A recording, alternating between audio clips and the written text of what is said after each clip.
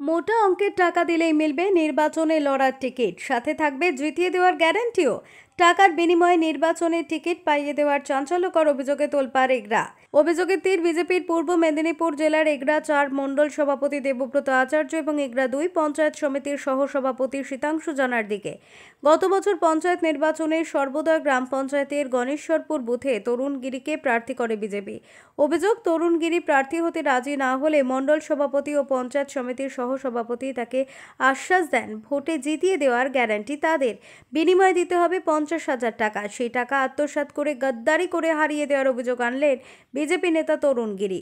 পঞ্চায়েত ইলেকশনের আগে দেবব্রত আচার্য, শীতাংশু জানা এই দুজন মিলে আমার কাছে আসে এবং আমাকে প্রস্তাব দেয় যে তোমাকে প্রার্থী হতে হবে। তো আমি তখন বলি না, আমি প্রার্থী হলে অসুবিধা আছে, আপনি আমরা মিটিং ডাকছি, আমি যেহেতু বুথ সভাপতি সেই কারণে আমি মিটিং ডাকছি, আপনারা এসে একটা সুষ্ঠু সমাধান করে দিয়ে যান। বলে আপনার কোনো চিন্তা নেই, আপনি প্রার্থী হন, আপনি প্রার্থী হলে কোনো সমস্যা নেই, আর মিটমাট করে দেওয়ার দায়িত্ব আমার দুজন নিচ্ছি।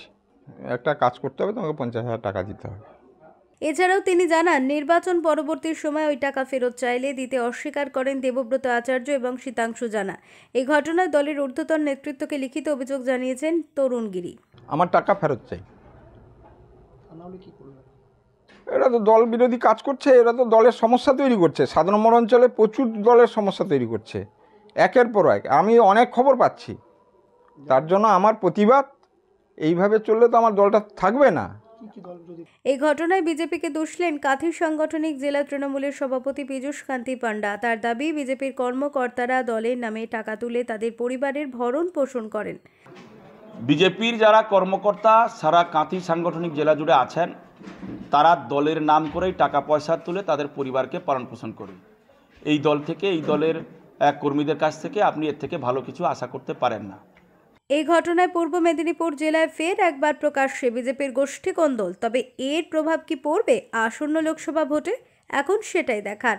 পূর্ব মেদিনীপুর থেকে প্রদীপ কুমার মাইতির রিপোর্ট, ওঙ্কার বাংলা।